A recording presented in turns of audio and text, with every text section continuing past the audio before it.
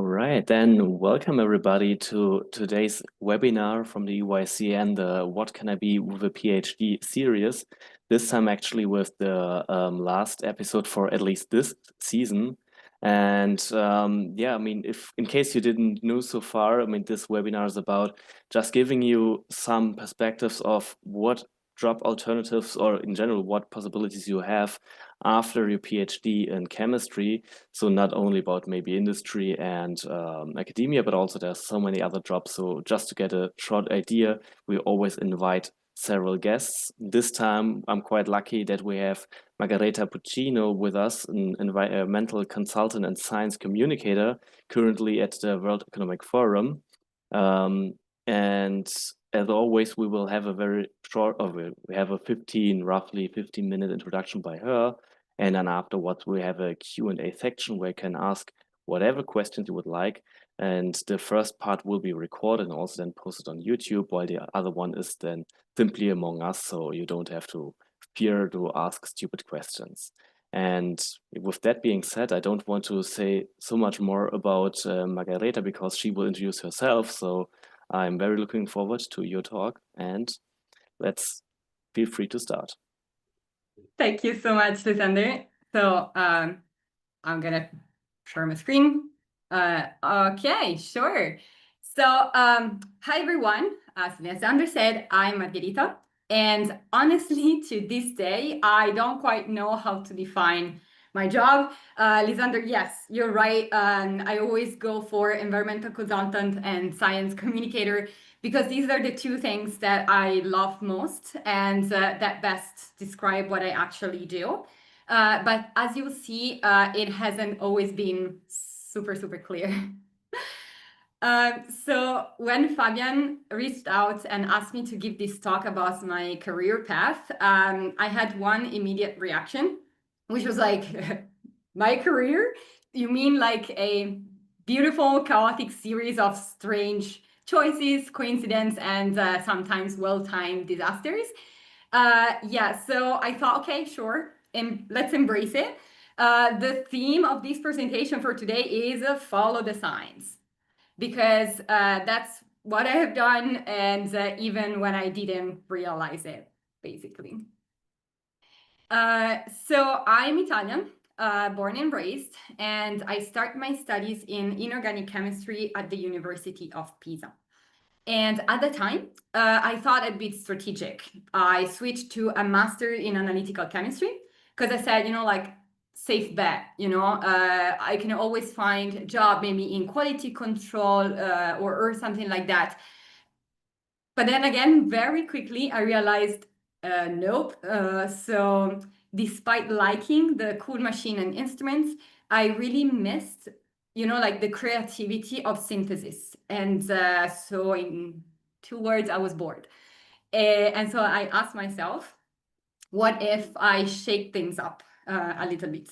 What if I go abroad? So, well, then I applied. I got accepted for a beautiful project in catalysis in collaboration with Toulouse University. And at that time, I had the papers ready, bag half packed, completely set. But then one morning, when I was actually about to sign the contract, I drive to my department in Pisa, and there were fire trucks outside. So I called my PI, and she tells me, like, girl, the lab is on fire. So everything is closed, equipment gone, my thesis project canceled, just like that. So I panicked, I was lost. I called my mentor from the bachelor days, more to vent, to be honest, than anything else. But then I would say that meeting changed everything, because my mentor tells me about this guy that he met a few weeks in advance, and 3 weeks prior.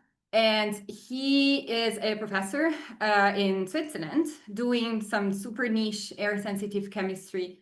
And my mentor says, you might like it, it's cool stuff. So this is how I landed into ETH Zurich. and I started a PhD project working on molybdenum and tungsten alkylides for olefin metathesis.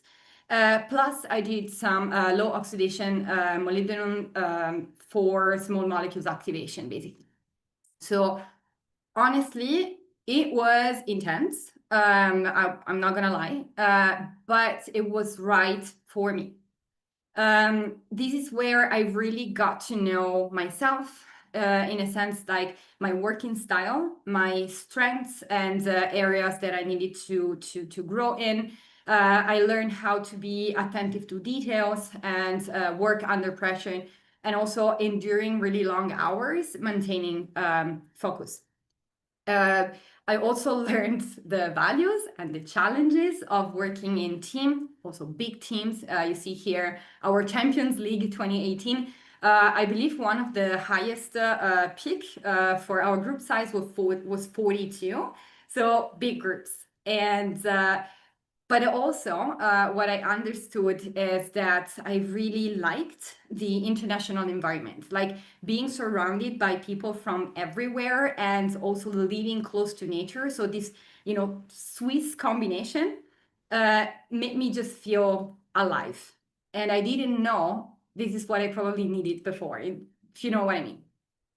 But then I defend my thesis. This is March 2020, literally the day the world shuts down, pandemic, lockdown, labs closed, and everything. So I started to apply for jobs, but with no real plan, just panic applying. So let's say over 100 applications sent into literally the void. No answer, just silence. And so I stopped and asked myself, what do I actually like doing? So the answer became pretty clear the more I thought about it. I love science. Fair enough. I love solving problems and I love nature. And yes, I do like making PowerPoint presentations. So it all finally clicked. Environmental consulting might be the path for me. So because it combines everything that I'm passionate about. So I started applying again, but this time with intention. So it took some time. Eventually, I think I combined 250 applications or so.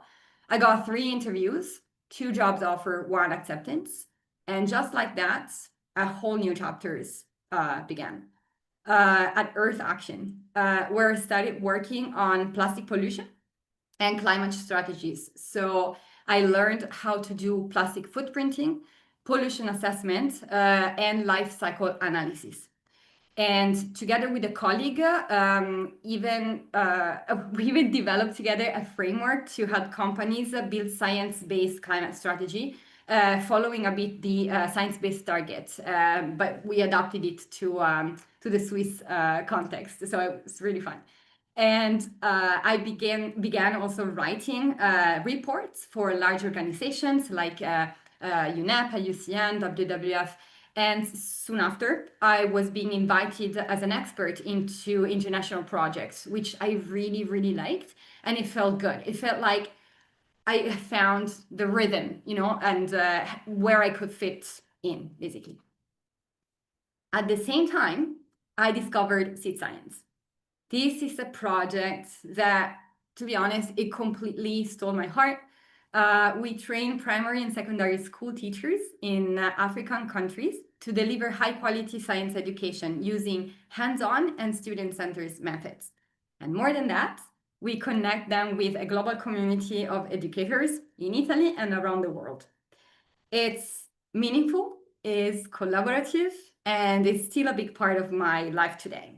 And if you want to know more, go check Michele's episodes of this webinar series to really know more about this amazing project. In 2023, though, while juggling Earth Action and Seed Science, again, completely, it seems unrelated thing, I got to an improv theater event. This is where I met a woman. We chat. She tells me she's working at the World Economic Forum in the Center for Nature and Climate. And a few days later, like magic, or I don't know, the universe or the algorithm, I see a job opening on LinkedIn that sounded, exactly like me. So I applied, and I would say the signs align again. This is how I became the Global Metrics and Roadmap Lead at GPAP, Global Plastic Action Partnership, which is an initiative hosted by the World Economic Forum. We are a multi-stakeholder platform that supports over 25 countries in Latin America, Africa, and South and Southeast Asia to develop what? National action roadmaps that are locally led, evidence-driven, and that tackle plastic pollution. What I do basically on a daily basis is coordinating a team of consultants, various actually teams of consultants, oversee our tools and methodology, and represents GPAP in conferences and global forums. And I also manage a small team, making sure that all pieces fit together. And if I were to describe my role in one phrase, would be happiness manager. So these are the 25 countries that we currently work on.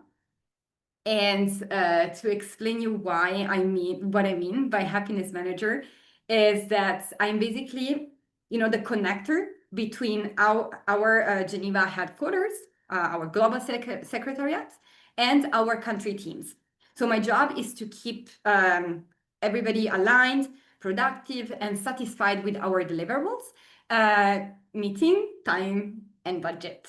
So every day, if you were to ask me what are the skills that I developed and I'm using every day, are project management, so time, budget, and people, document and strategy review, a bit like teacher style, in the reports, but also, from a strategic point of view, which kind, of report we want to create, and what is a knowledge product that country may really need. Public speaking and stakeholder engagement, because those teams are really big, and we work with local experts. We call this metric advisory group, and this is a group between 20 and 40 stakeholders on the ground per each country, and then the government, and then civil society, NGOs, etc. So it's a lot of stakeholder engagement. Critical thinking and decision making, because of course everybody calls you with but what should we do, we have a problem, etc. So this is where the scientific mindset also comes into play.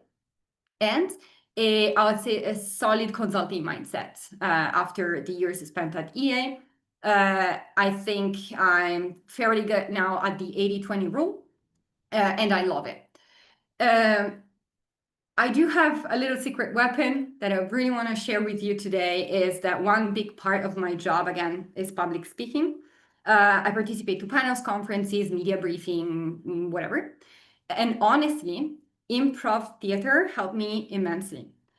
I've always been a bit of a theater person, but improv gave me a safe space to experiment, make mistakes, and think of my feet.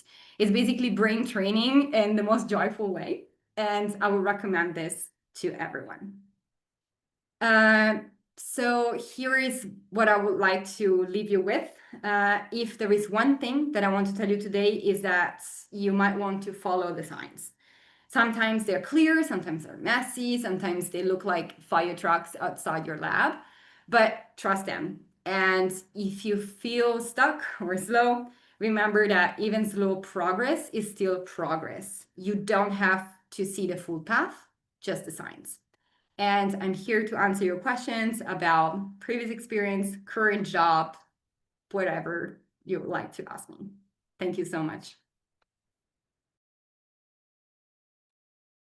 Thank you very much for this very nice insights into your really impressive career and very not straightforward career path.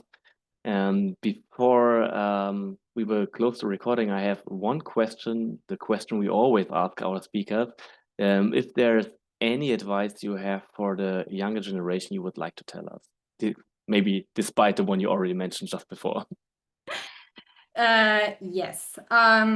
So besides, yes, following the sign, I'd say just find what's good for you, because I felt compelled for the longest time just to follow the path with slow resistance, if you know what I mean. So I was fairly good in school. Okay, so but fairly good in university, you know. So like I kept going that way, you know, without asking too many questions of what I really, really liked. And this happens also, you know, throughout PhD. It's like I can stay here. It's not bad, right? But then really stop for a second and interrogate yourself on what is that makes you you, right? So it's not necessarily the path of slow resistance. You might find something that is more, that fits you more. That's a very nice answer. Thank you very much.